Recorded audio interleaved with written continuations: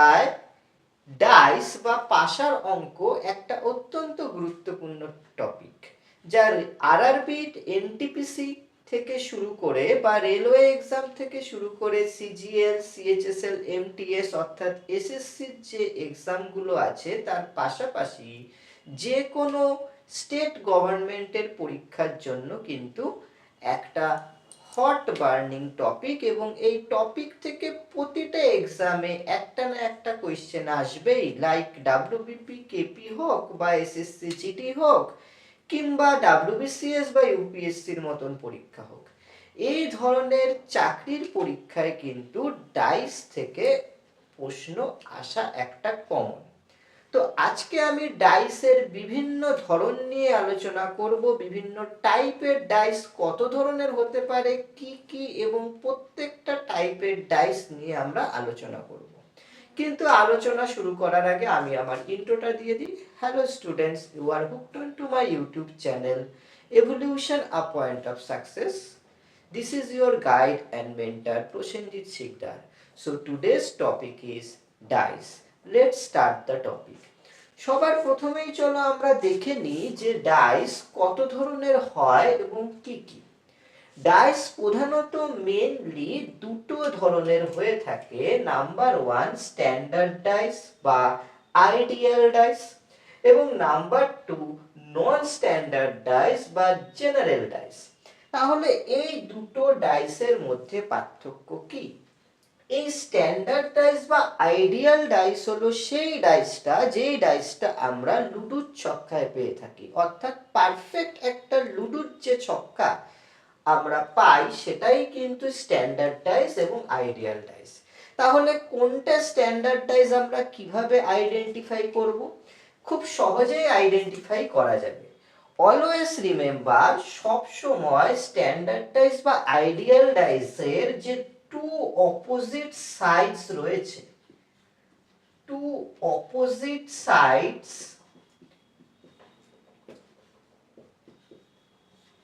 এর সাম অর্থাৎ যোগফল, সাম অফ টু অপোজিট সাইডস সব সময় কিন্তু 7 হবে।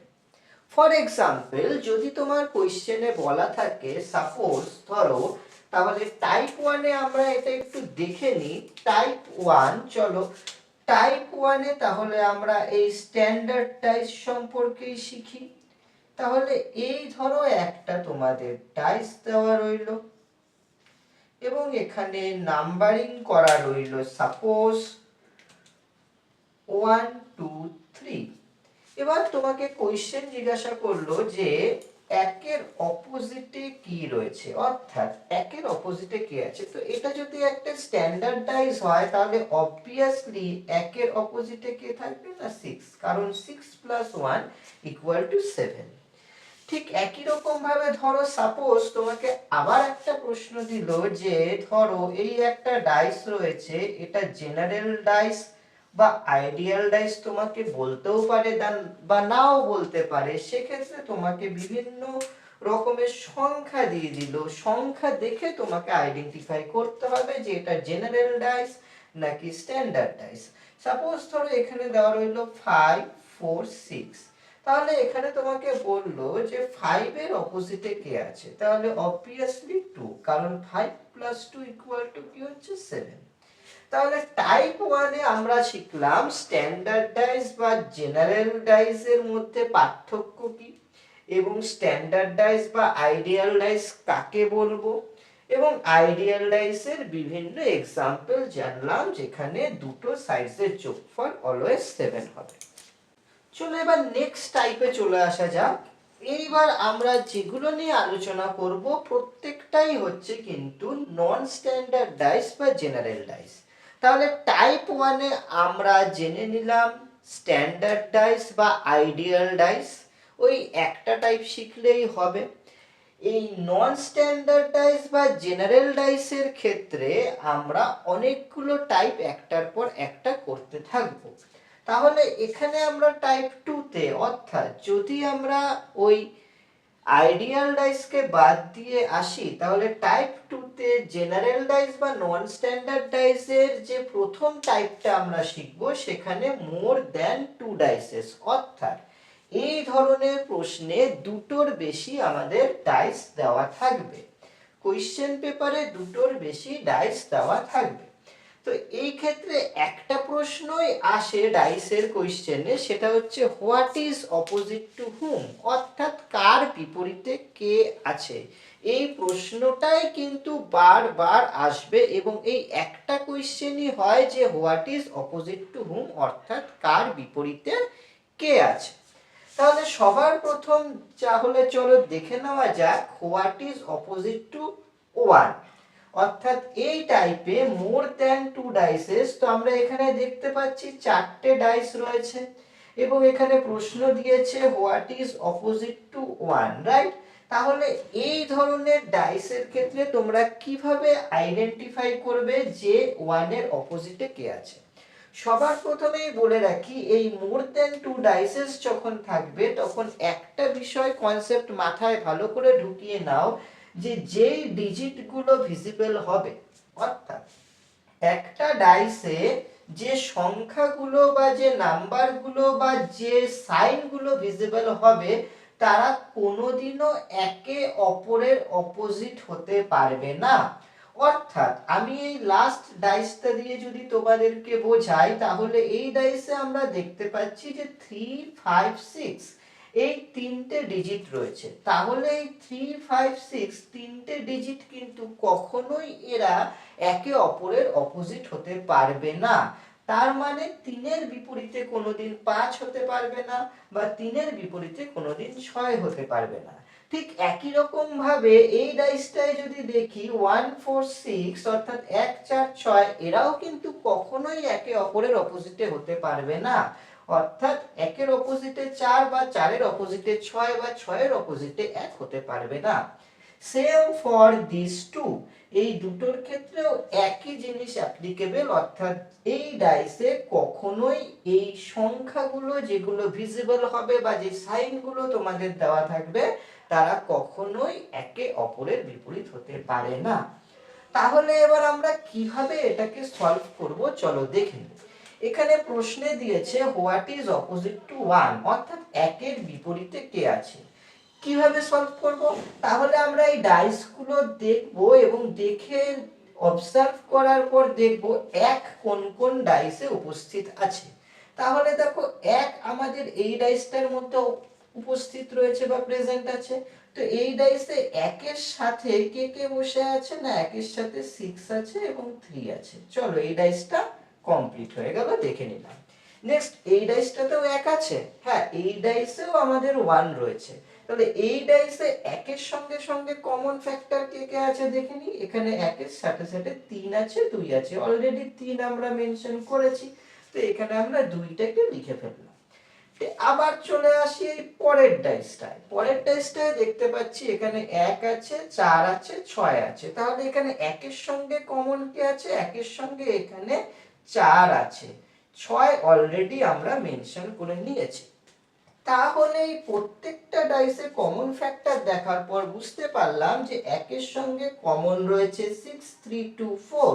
তাহলে একের সঙ্গে আনকমন কে রয়েছে, একের সঙ্গে আনকমন রয়েছে 5। তাহলে রাইট আনসার উইল বি 5। তাহলে এখানে তোমাদের একের অপোজিটে কে রইল, না একের অপোজিটে 5 রয়েছে। চলো আরো একটা एग्जांपल সলভ করি, তাহলে বিষয়টা আরো ক্লিয়ার হয়ে যাবে। নেক্সট আরেকটা एग्जांपल দেখে নেওয়া যাক। তোমাদের সামনে একই ডাইস রয়েছে, সেম एग्जांपल, কিন্তু এখানে কোশ্চেনটা কি দিয়েছে, হোয়াট ইজ অপোজিট টু 6, অর্থাৎ 6 এর বিপরীতে কে আছে। তো এবার আমরা ডাইসগুলো এক এক করে অবজার্ভ করি। তাহলে সবার প্রথমেই দেখতে পাচ্ছি যে এই প্রথম ডাইসটাতেই 6 প্রেজেন্ট রয়েছে। তো এই 6 এর সঙ্গে কমন ফ্যাক্টর কে কে আছে দেখি, 6 আছে, 3 আছে, 1 আছে। এই ডাইসটায় কি 6 আছে, না নেই। তাহলে এই ডাইসটাতে আমরা আর গেলাম না। তাহলে এই ডাইসটায় 6 কি আছে, হ্যাঁ আছে এই ডাইস। এর সঙ্গে কে কে কমন আছে, 1 আছে, 1 অলরেডি লেখা আছে। তাহলে আর কে বাকি রইল, 4 হয়ে গেল, ডান। এই ডাইসটায় কি 6 আছে? হ্যাঁ, এই ডাইসটাতেও 6 রয়েছে। তাহলে এই ডাইসটার সঙ্গে প্রেজেন্ট কি আছে? 5 and 3। তাহলে এখানে আমাদের অলরেডি 3 মেনশন করা আছে, তাহলে পড়ে রইল কি 5। তাহলে এখানে এমন কোন ডিজিটটা রয়েছে যেটা প্রেজেন্ট নেই? তাহলে এখানে 2 যেটা কিন্তু প্রেজেন্ট নেই। তাহলে 6 এর অপোজিটে এখানে আমাদের কি রয়েছে? না 2 রয়েছে। তাহলে 6 এর বিপরীতে 2 এবং 2 এর বিপরীতে 6 রয়েছে। তাহলে এটা আমাদের কারেক্ট आंसर। তাহলে আশা করছি তোমরা এই টাইপ 2 টা বুঝতে পেরেছো। চলো এবার আমরা নেক্সট টাইপ অর্থাৎ টাইপ 3 তে চলে যাই। তো এই টাইপে আমি কি বলেছি? 2 ডাইসেস এন্ড সিঙ্গেল কমন ফ্যাক্টর, অর্থাৎ এখানে দুটো ডাইস থাকবে এবং একটাই কমন ফ্যাক্টর থাকবে। তাহলে চলো एग्जांपल দেখে নিই।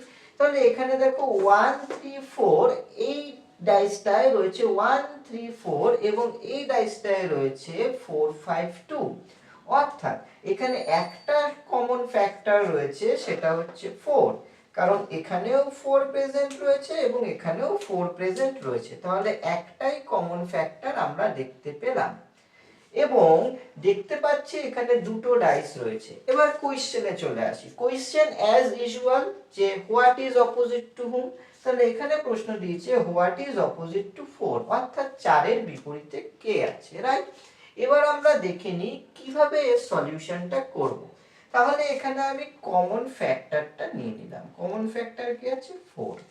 ভালো করে অবজার্ভ করবে, এই কমন ফ্যাক্টরটা ধরে তোমরা আইদার ক্লকওয়াইজ ঘোরাবে অথবা অ্যান্টি ক্লকওয়াইজ ঘোরাবে, आंसर একই আসবে। কিন্তু কিন্তু খুব ভালো করে মাইনিউটলি শুনবে, যদি ক্লকওয়াইজ ঘোরাও তাহলে লুডুর ছক্কা যে দুটো থাকবে প্রেজেন্ট সেই দুটোকেই ক্লকওয়াইজ ঘোরাতে হবে। যদি অ্যান্টি ক্লকওয়াইজ ঘোরাও তাহলে অবশ্যই ছক্কাটা দুটোকেই কিন্তু অ্যান্টি ক্লকওয়াইজ ঘোরাতে হবে। তাহলে আমি প্রথমে ক্লকওয়াইজ ঘুরিয়ে সলিউশনটা বার করি। তাহলে ক্লকওয়াইজ ঘোরালে 4, দেন কে আসছে 1, রাইট। তারপরে আবার কে আসছে 3, রাইট। তাহলে এখানেও কমন ফ্যাক্টরে 4 টাকে ধরে আমি যদি ক্লকওয়াইজ ঘোরাই তাহলে প্রথমে কে আসছে 5, তারপরে ক্লকওয়াইজ ঘোরালে কি আসছে 2।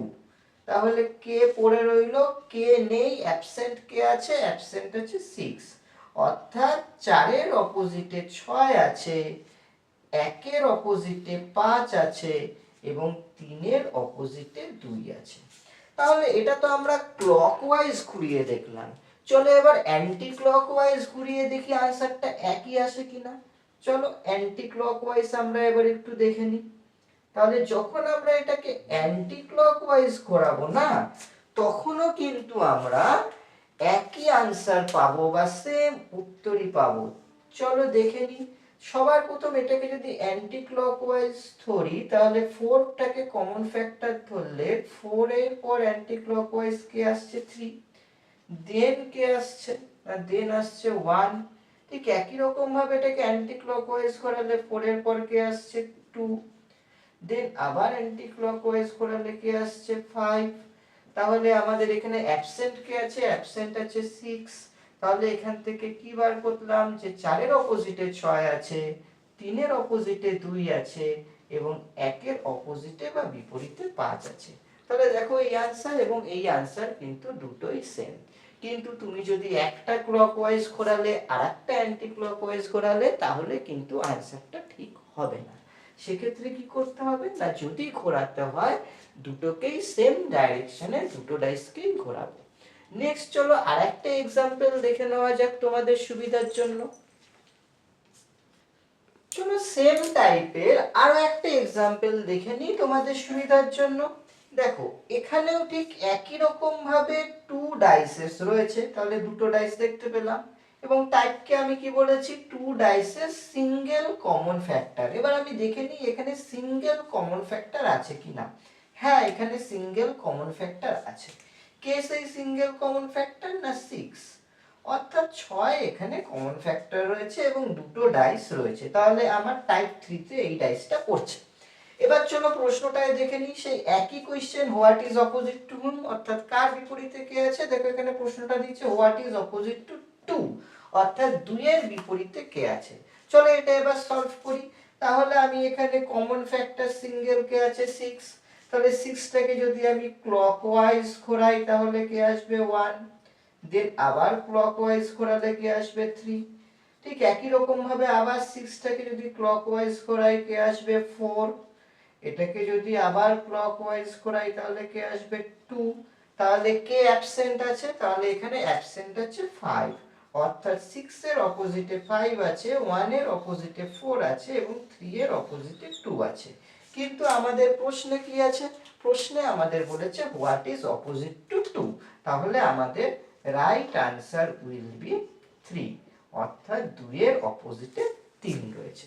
চলো এটাই আমরা এবার অ্যান্টি ক্লকওয়াইজ সলভ করার চেষ্টা করি। তাহলে অ্যান্টি ক্লকওয়াইজ যদি সলভ করতে চাই তাহলে আমরা দুটো ডাইসকেই ঠিক আগের মতো আবার অ্যান্টি ক্লকওয়াইজ ঘোরাবো।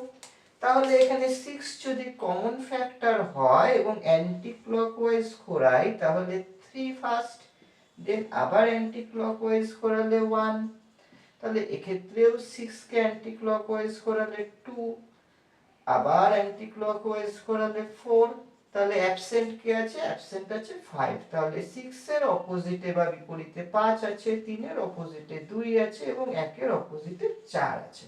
তাহলে রাইট আনসার আমাদের প্রশ্নে কি বলেছে যে 2 এর অপোজিটে কি আছে, তাহলে আমাদের 2 এর অপোজিটে 3 আছে, তাহলে এটা আমাদের correct answer.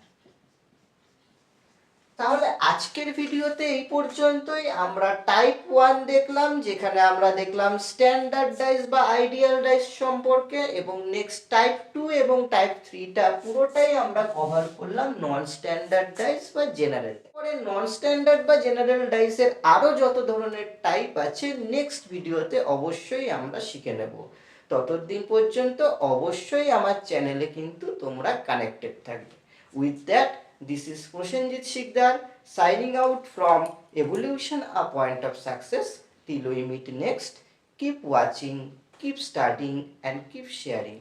Don't forget to subscribe, like, comment and share. Bye. Take care.